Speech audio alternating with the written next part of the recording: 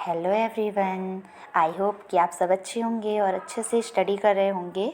हम देख रहे थे role of health worker for control of juvenile delinquency, यानी एक हेल्थ वर्कर का क्या रोल होता है जुवेनाइल डेलिक्वेंसी में। जुवेनाइल डेलिक्वेंसी क्या होती है?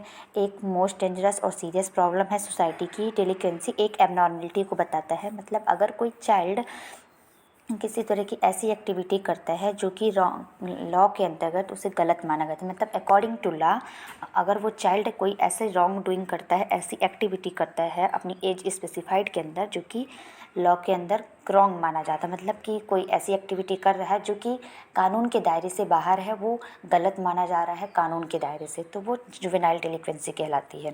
जुवेनाइल क्योंकि ये जो क्राइम है वो कौन कर रहा है? चाइल्ड कर रहा है, इसलिए जुवेनाइल यानी चाइल्ड, डेलिक्वेंसी यानी कि क्राइम। तो अगर कोई क्राइम चाइल्ड करता है जो कि लॉ के अगेंस्ट होता है तो वो जुवेनाइल डेलिक्वेंसी कहलाता है। एक हेल्थ केयर वर्कर का क्या रोल है हम वो देख रहे थे, जिसमें हमने इसके कुछ पॉइंट्स पार्ट 1 में डिस्कस कर लिए थे।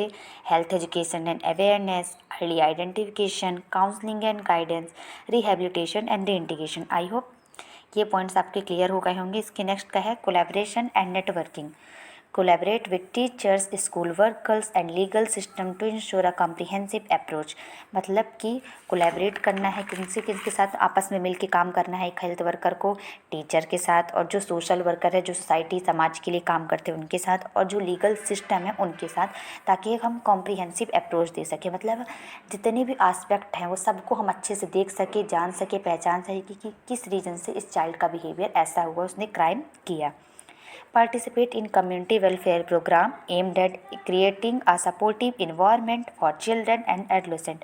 हम जो हेल्थ वर्कर है वो पार्टिसिपेट करेगी कम्युनिटी में जितने भी वेलफेयर प्रोग्राम होते हैं, जिसका एम क्या होता है, मोटिव क्या होता है कि एक ऐसा सपोर्टिव इन्वायरमेंट बनाना चिल्ड्रन या एडोलेसेंट के लिए जिससे वो हमसे अपनी प्रॉब्लम शेयर कर सकें, अपने सारे रीजन्स बता सकें। तो कोलैबोरेशन नेटवर्किंग में हमने देखा कि हमें आपस में मिलके काम करना, टीचर्स के साथ, सोशल वर्कर के साथ और लीगल सिस्टम के साथ, ताकि हम सारे एस्पेक्ट को अच्छे से देख सकें उस सिचुएशन के, जिससे हम जान सकें कि इस बच्चे का बिहेवियर ऐसा क्यों है। फिर हमें कम्युनिटी वेलफेयर प्रोग्राम में भी पार्टिसिपेट करना है, जिससे हम एक ऐसा सपोर्टिव इन्वायरमेंट बना सकें चिल्ड्रन और एडोलेसेंट के लिए कि वो हमसे अपनी प्रॉब्लम शेयर कर सकें। नेक्स्ट है monitoring and follow up. Continuous monitor the progress of juvenile at risk.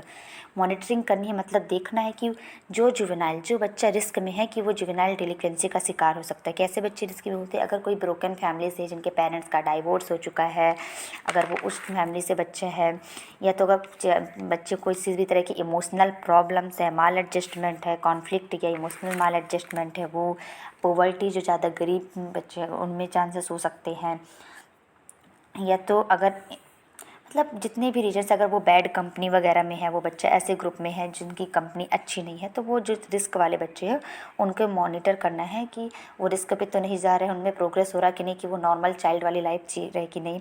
Regular follow up करना है to prevent relapse into delinquent behaviour.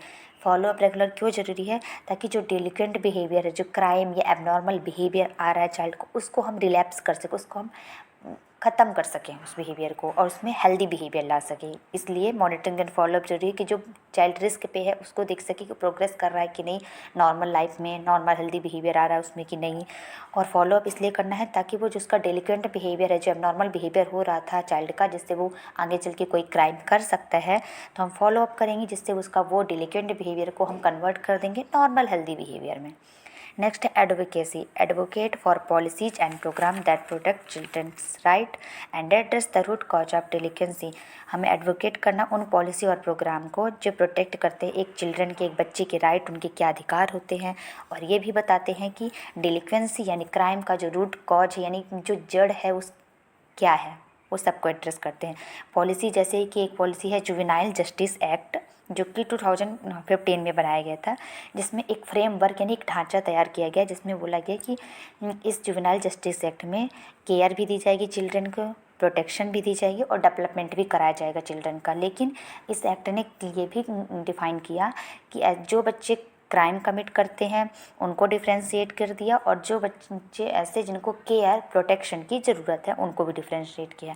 मतलब जुवेनाइल डेलिक्वेंसी का जो शिकार हो चुके हैं उन बच्चे को अलग डिफ़ाइन किया, अलग डिफ्रेंशिएट किया, और जो बच्चे जो इसमें रिस्क में हैं जिनको हमें केयर और प्रोटेक्शन देने की ज़रूरत है उनको अलग डिफ़ाइन किया गया है इस एक्ट में।